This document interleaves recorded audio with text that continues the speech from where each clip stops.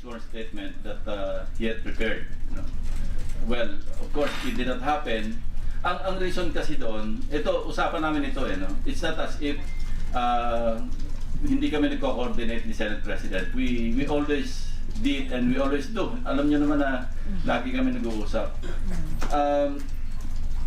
Ang reason is, gusto sana namin makita sino yung mga kasama ni Bicoy pagpunta sa Senate. So, without even asking him kung sino yung nagbabak sa kanya, nagsusuporta, pwede makita natin. But of course, as things turned out, hindi naman nangyari because si Ichu, siya yung killjoy Kasi sabi sa akin ni SP, paano ba ito? Meron akong kapihan bukas, sigurado tatanungin sa akin yun. Kung ganon, sabi ko, i-expose mo na lang.